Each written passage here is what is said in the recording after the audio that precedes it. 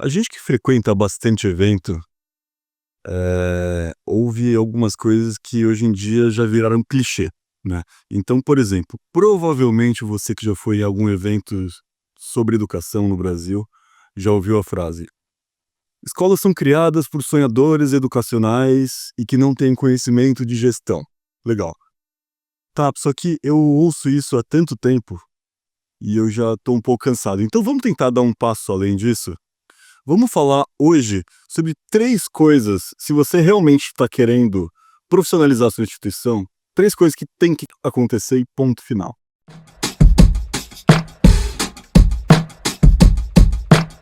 Quando a gente fala de gestão de uma instituição de ensino, o começo, eu sei que é contraintuitivo, porque quando a gente fala de instituição de ensino, a gente já vem direto na educação.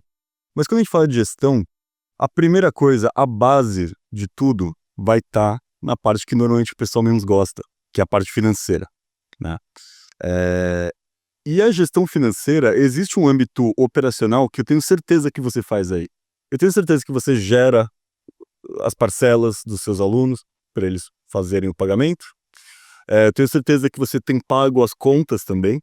Provavelmente você tem até aquela pastinha onde você coloca os boletos e tal.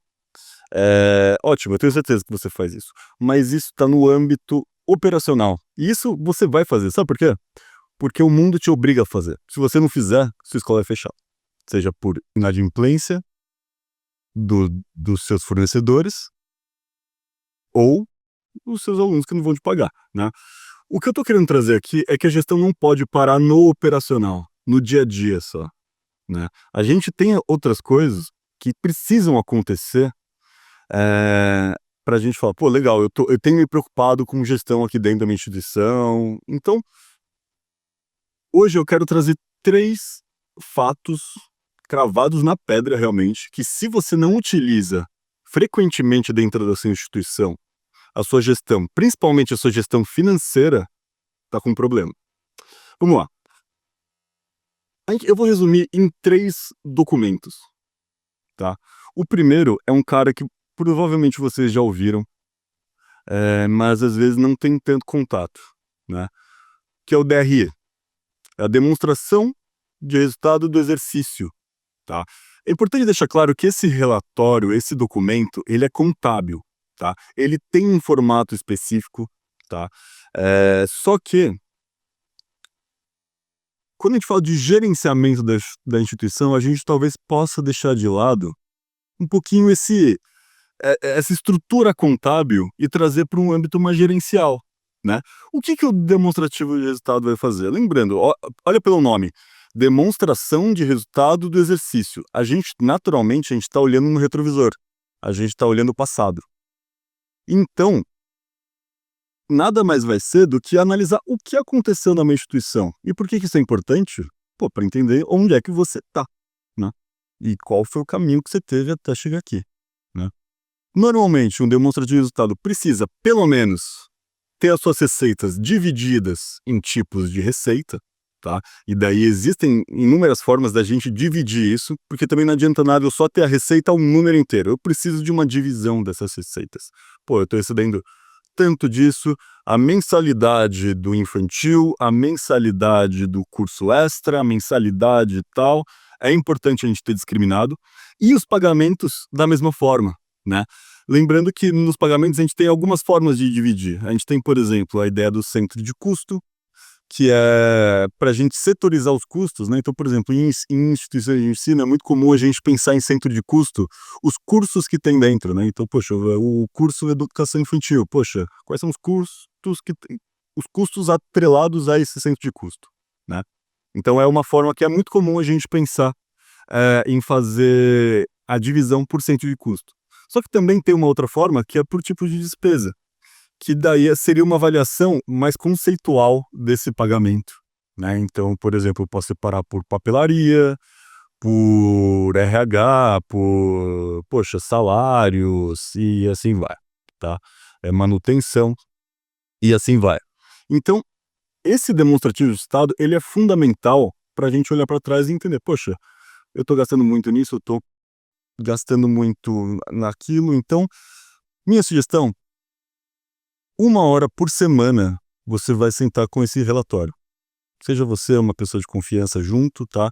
E vocês vão analisar esse relatório realmente. Ah, mas eu não quero ver tudo toda semana. Tudo bem. Escolhe pelo menos uns 2, 3 centros de custo por semana e entra realmente nele.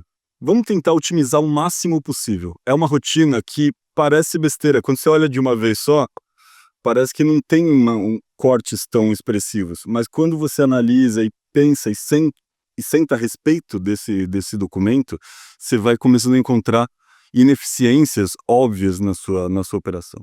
Tá? Legal. Segundo documento fundamental, que provavelmente vocês já conhecem também, não estou aqui para inventar roda, tá? Que é o fluxo de caixa. O fluxo de caixa, ele tem como principal objetivo, ao contrário do DRE que eu acabei de falar, olhar para frente, né? Existe uma máxima que provavelmente já ouviram também, que o que fecha uma empresa não é o prejuízo, é a ausência de caixa, né? E faz bastante sentido. Eu, particularmente, em 2017, eu senti isso pela primeira vez e daí fez tanto sentido. A empresa nem era deficitária necessariamente, mas eu tive um problema realmente de fluxo de caixa, em função de eu ia receber daqui a 2 meses, só que já tinha algumas contas para serem pagas já agora, e esse é o grande problema. Ainda bem, no meu caso eu consegui renegociar, mas o ponto é, se eu tivesse o contato mais profundo com o fluxo de caixa, eu conseguiria ter previsto isso antes. E daí eu consigo reorganizar, sejam as despesas, sejam as receitas, para que esse período esteja tranquilo, tá? O fluxo de caixa, ele tem uma estrutura próxima do demonstrativo de resultados, só que ele tem muito mais o foco nos números finais, né? Nos resultados, seja por dia ou seja por mês, né? O fluxo de caixa, ele tem a periodicidade que eu indico para a utilização do fluxo de caixa é de praticamente todo dia, tá? Porque eu imagino que na sua instituição você tenha contas todo dia, e você provavelmente também, a não ser que você seja muito sortudo, tá? E você consiga realmente colocar um processo de todos os responsáveis financeiros pagando no mesmo dia, provavelmente você tem recebimentos ao longo de muitos dias no mês também. Então, nada melhor do que a gente ir analisando sempre esse fluxo de caixa para entendendo, poxa, dia 20 desse mês eu vou ter tanto, tá, eu tenho que me preparar porque eu tenho pagamento dos professores daqui a 1, 2 semanas, então esse é o processo que eu acho que seria bastante interessante, tá? Legal. DRE para trás, fluxo de caixa para frente. E daí a gente vai para o terceiro, que na minha visão é o mais importante. E se você tem isso bem feito na sua instituição, você já pode bater no peito e falar, poxa, eu tenho uma gestão bem feita aqui dentro, né? Que é o tal do orçamento planejado. Ele nada mais vai ser do que um cruzamento dessas duas informações, né? Então, o que a gente quer fazer? Primeiro, a gente está aqui fazendo esse vídeo já no final do ano e vai abrir o ano que vem. Esse ano que vem já tem que estar planejado, já tem que ter uma ideia. Ah, mas como é que eu vou saber? A primeira coisa que você vai ter que saber é o seu passado. Porque para você previsionar o futuro, você tem que saber o passado. Então esse é o primeiro ponto. Onde é que vai estar o passado? No DRE. Vamos abrir o DRE e vamos analisar isso, tá? Com isso, eu já consigo ter uma ideia de como vai ser o futuro. Nas receitas, poxa, pensa como é que vai ser seu recálculo monetário, como que vai ser seu reajuste monetário, tá? Nas despesas, avalia se você vai possíveis investimentos, você vai, eu vou gastar mais aqui, eu vou deixar de gastar mais aqui. Então, esse é o grande jogo. Dá para acertar na vírgula? Não. Esse orçamento você não vai acertar na vírgula e tá tudo bem. Por 2 motivos. Primeiro, quando você faz uma vez, no primeiro ano, você vai errar de muito.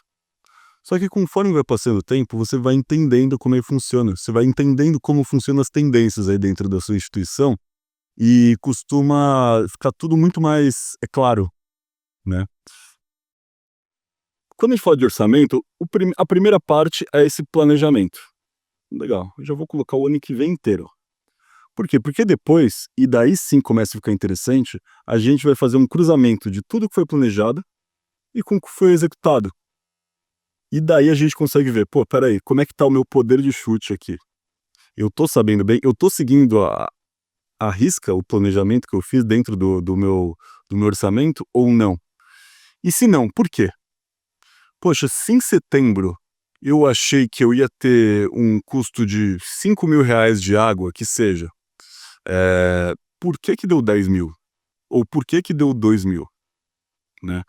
Esse é um pente fino muito legal para você ter controle realmente do que está acontecendo aí, né? Então, quando a gente fala de gestão, esses 3 documentos, se você está utilizando eles, se esses 3 documentos fazem parte da sua vida, eu já te garanto que 80% você já está seguindo das boas práticas de uma gestão bem feita numa instituição de ensino, tá bom? Então, essa é a minha grande dica por agora, tá? Depois a gente pode até pensar em falar mais em cima de cada um desses documentos, mas se você nunca ouviu falar de algum desses documentos, para ontem, tá? Seja colocar no GPT, seja colocar no Google, seja perguntar para o seu contador. Vamos atrás disso, tá? Sem esquecer que esse projeto das pílulas educacionais é um projeto que é patrocinado pela Key Solution, pelo Grupo Habit e pela Agenda Edu, e toda semana a gente vai trazer conteúdo para vocês aqui. Então, se fez sentido alguma coisa que eu falei aqui, poxa, comenta aqui embaixo. Se tiver qualquer ponto que acha que faltou na conversa aqui, também comenta aqui, segue o canal e a gente se vê na próxima. Um abraço.